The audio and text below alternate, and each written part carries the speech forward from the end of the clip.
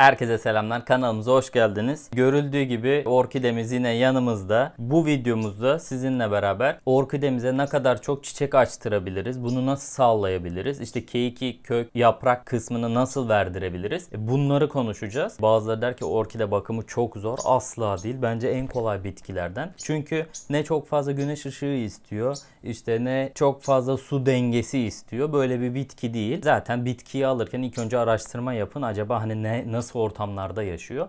Orkidenin yaşadığı ortam ormanların böyle nemli, loş ışıklı, ağaç kabuklarına sarılan kısımlarda, yani ağaç kabuklarının üstünde yaşayan bir bitki. Onun için önemli olan şey tabii kökleri de dışarıda bu ağaç kabuklarına sarılı olduğunda. Şimdi yapmamız gereken öncelikle biliyorsunuz böyle uzun uzun, bakın bende hatta 3 taneydi. Şuradan bir tane daha kestim. Hemen hemen her zaman çiçek veriyor. Hiçbir zaman çiçeksiz kalmıyor. Çoğunda görüyorum işte yok sarımsak dökün, işte aspirin dökün, ki aspirin çok tehlikelidir. Belli bir oranı eğer arttırırsanız veya az gelirse zaten hiçbir etkisi olmayacaktır. Çok fazla verirseniz de yapraklarda sararma başlayıp bitkiyi öldürecektir. Onun için orkideye böyle güzel, kolay yetişebilen bir bitki için böyle şeyler yapmanıza gerek yok.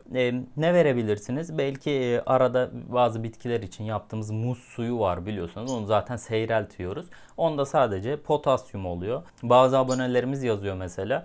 Yumurta haşlıyorlarmış. Onların sularını verebilirler. Gerçi çok fazla kalsiyum olmamasına rağmen biraz da olsa mineral barındırıyor. Yani o suları verebilirsiniz. Muz suyu verebilirsiniz. Ama genel olarak hiçbir şey bile vermeseniz, normal bakımlarını doğru yaptığınız sürece şimdi yapacağımız bir işlem var. Onu yaparsanız sürekli çiçek verecektir. Merak etmeyin. Çok basit. Şimdi onu anlatacağım. Evet, şimdi bakın çiçeğimizi açtı uzun süredir. Bakın artık ömrünü tamamladı. Şöyle tık tık düşüyor. Hatta düşürelim. Bizi iyice görün.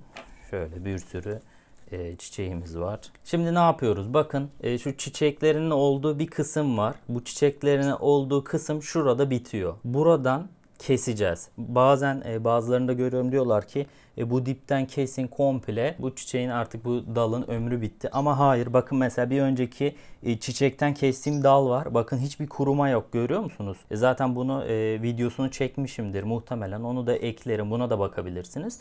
Bu işlemi yaptıktan sonra hemen şu dalı verdi ve bakın o kadar kalın, o kadar büyük ki şu bir öncekine göre daha da gelişmiş durumda. Yeni yaprakları çıkıyor sürekli. Altta sararan yaprakları varsa onları alıyoruz zaten. Evet, şimdi yapmamız gereken bunu şu çiçeklerin bittiği kısımdan zaten görürsünüz. Şu kenarlarında küçük küçük böyle yaprak benzeri bir şey var. O böyle budak kısımlarının üstünü kapatıyor. Yani oradan size kök de verebilir, yaprak da verebilir veya yeni bir çiçek sapı verebilir. Bunun için bunu kesmememiz gerekiyor.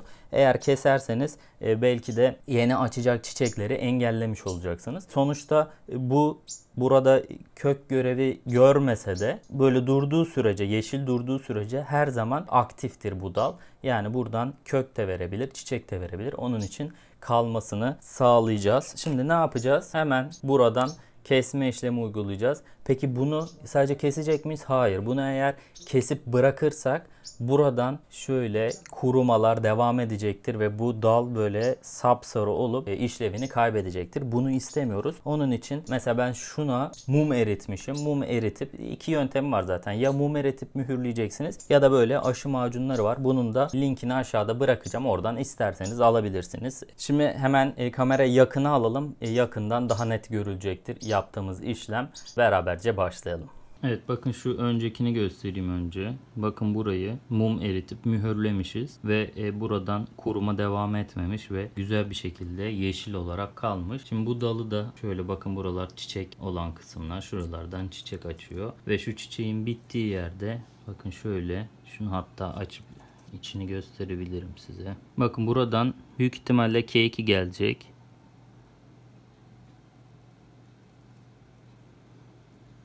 Şu şekilde. Burada da var. Bakın buralarda hep var. Şimdi bunu mesela bilmesek, bunu direkt şöyle diyorlar ki çiçek söndüğünde kökünden kesin. Burada yeni orkide almanızı engelleyecek bir durumdu. Şimdi ne yapacağız biz? Gerçi çiçek şeyi şurada ama çok fazla yukarıda kaldığı için ben şuradan keseceğim. Bakın böyle şu kısmı aldık. Çiçek sapı kısmını. Şimdi bu kısımda buradan hastalık da gelebilir. Kuruma da devam edebilir. Veya işte bazı böcekler var. Buradan girip bitkiyi böyle yiyebiliyor. Onun için üstünü macunla kapatacağız. Veya dediğim gibi sizde eğer varsa elinizde aşı macunu veya mumla kapatıyoruz. Şimdi şöyle macundan biraz alacağım.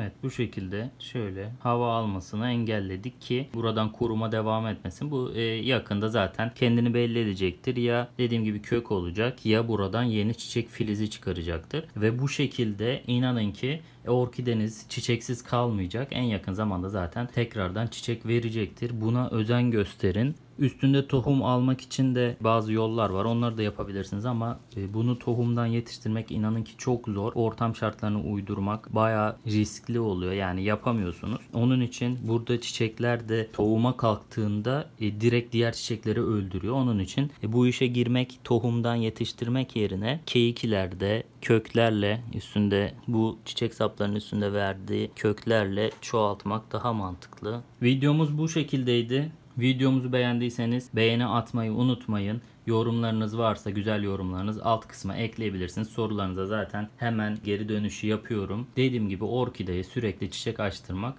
bu taktikle çok kolay. Siz de kolayca evde yapabilirsiniz.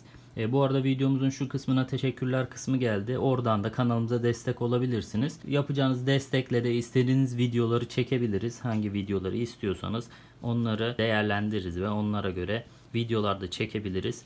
Şimdilik bu kadar. Abone değilseniz abone olmayı unutmayın. Kendinize iyi bakın. Sağlıklı günler.